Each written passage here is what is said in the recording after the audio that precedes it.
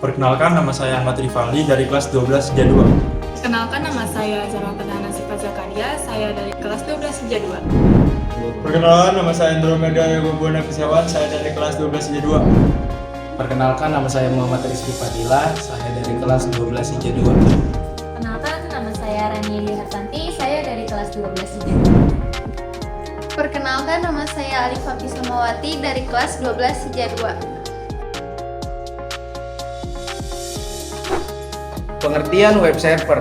Web server adalah sistem perangkat keras atau perangkat lunak yang bertugas menyimpan, memproses, dan mengirimkan halaman web kepada pengguna di internet.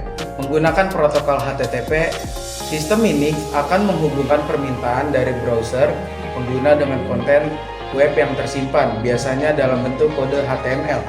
Peran ini membuatnya menjadi komponen krusial dalam aktivitas browsing internet yang memungkinkan akses ke berbagai konten sebagai teks, gambar, dan aplikasi interaktif. Selain sebagai penyimpanan, sistem ini juga berperan penting sebagai pengolah data. Ketika pengguna mengakses sebuah situs, web server akan memproses permintaan tersebut dan mengirimkan respon yang sesuai, bisa berupa halaman web atau pesan kesalahan. Proses ini memastikan pengalaman browsing yang lancar dan efisien. Di sini saya akan menjelaskan fungsi web server. Sistem ini memiliki peran cukup krusial terutama dalam memproses data internet agar bisa tampil pada layar monitor penggunanya. Di antaranya yaitu 1. Menyimpan, memproses, dan mengirimkan halaman web. Web server adalah pusat penyimpanan untuk konten web. Ia bertanggung jawab untuk menyimpan dokumen-dokumen web seperti HTML, CSS, dan JavaScript.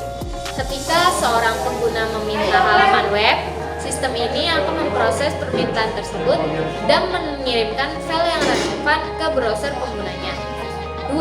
Mengelola traffic web. 3. Memberikan layanan FTP untuk transfer file.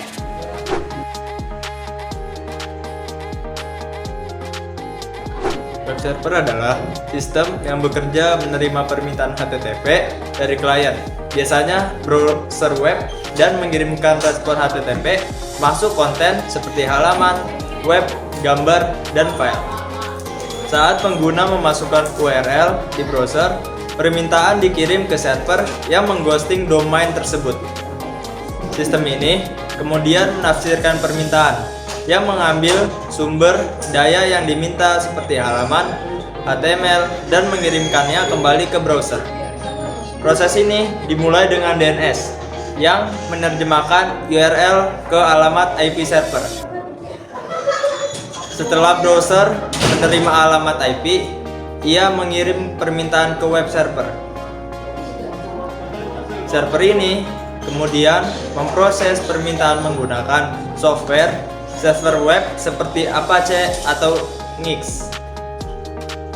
Jika permintaan tersebut memerlukan eksekusi script, server side seperti PHP atau ASP.NET, server menjalankan script tersebut menghasilkan konten dinamis.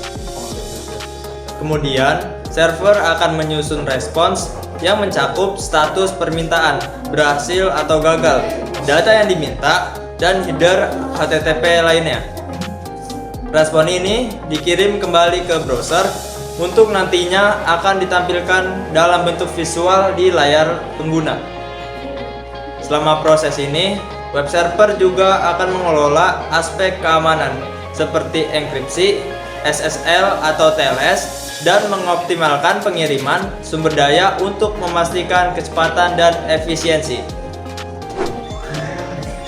Contoh dan jenis-jenis web server berikut adalah contoh server jenis-jenis web server yang umum dan paling sering digunakan. Yang pertama, Apache HTTP server.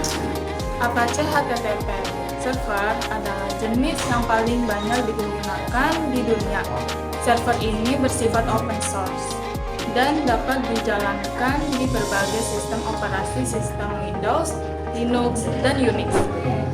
Apache menawarkan fleksibilitas tinggi dan banyak modul yang dapat ditambahkan untuk meningkatkan fungsionalitasnya. Selain itu, Apache juga terkenal karena stabilitas dan keamanannya yang tinggi. Kelebihan lain dari Apache adalah dukungan komunitas yang luas. Pengguna dapat dengan mudah menemukan sumber daya dan dukungan untuk memecahkan masalah atau menambahkan fitur baru. Apache terus dikembangkan dan diperbarui menjadikannya pilihan yang handal untuk berbagai jenis situs web, mulai dari yang kecil hingga yang berskala besar. 2. NginX. Jenis web server yang kedua adalah NginX, yang dikenal karena kecepatan dan efisiensinya, terutama dalam mengelola situs web dengan trafik tinggi. NginX menggunakan arsitektur yang ringan dan dapat menangani banyak koneksi secara simultan tanpa membebani server. Ini membuat NginX sangat cocok untuk situs web dinamis dan aplikasi web modern. Salah satu keunggulan NginX adalah kemampuannya dalam load balancing dan manajemen cache. Server ini mampu mendistribusikan beban kerja secara efisien dan mempercepat waktu muat halaman. Selain itu, NginX juga sering digunakan sebagai reverse proxy, meningkatkan keamanan dan performa backend server.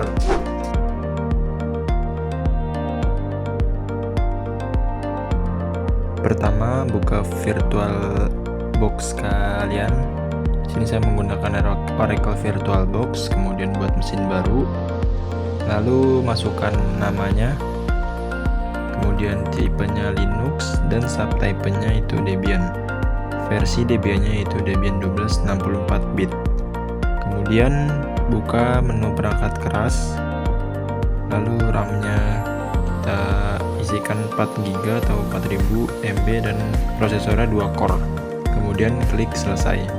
Buka menu pengaturan, lalu pada bagian penyimpanan kita masukkan file ISO Debian-nya di sini. Debian 12 tentunya. Lalu masuk ke menu jaringan, pilih adapter bridge, lalu pada mode premises saya izinkan semua dan ketik OK. Kemudian klik start. Nanti akan tampilan seperti ini, pilih yang install. Sebenarnya teman-teman juga bisa memilih yang GUI ya, graphic install. Kemudian pilih English, lalu order, dan pilih country-nya atau negaranya itu Indonesia. Lalu pilih United States dan American English untuk keyboardnya.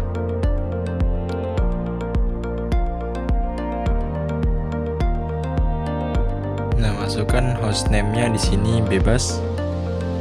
Kemudian domain name dikosongin, lalu masukkan root passwordnya 1, full name-nya sama dengan hostname-nya, dan masukkan password lagi. Di sini pilih kota teman-teman. Kemudian partitioning methodenya di sini pilih yang use entire disk, lalu enter lagi, pilih yang all files, kemudian finish. Di sini what the change, pilih yes. Lalu tunggu hingga instalasinya selesai.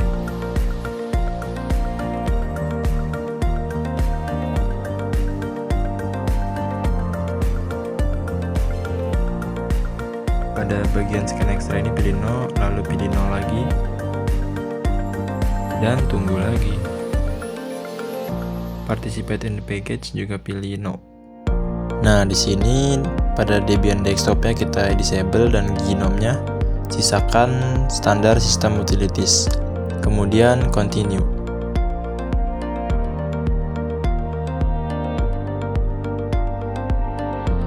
Pada bagian ini kita pilih yes dan pilih yang dev SDA.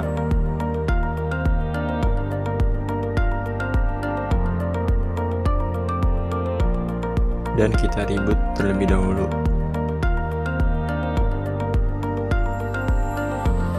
Setelah itu klik enter, lalu login sebagai root dan masukkan password yang sudah dibuat tadi.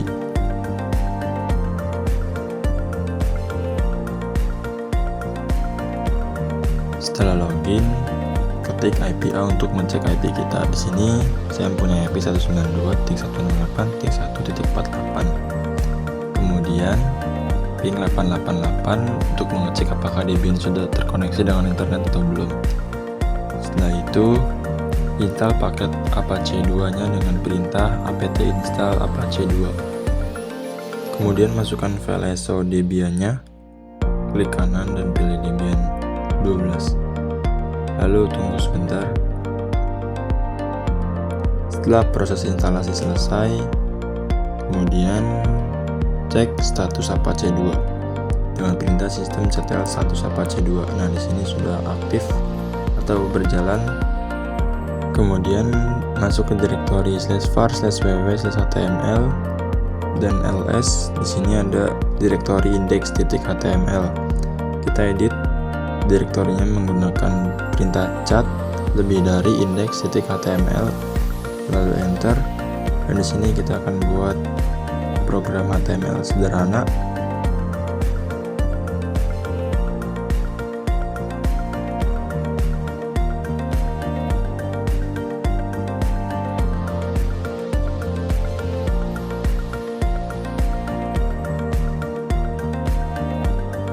Nah, jika sudah seperti ini, lalu klik Ctrl C untuk keluar dan restart dengan perintah systemctl restart Apache 2. Kemudian buka web browser kalian. Di sini saya menggunakan Google Chrome. Masukkan alamat IP kita. Di sini saya 192.168.1.48. Lalu enter.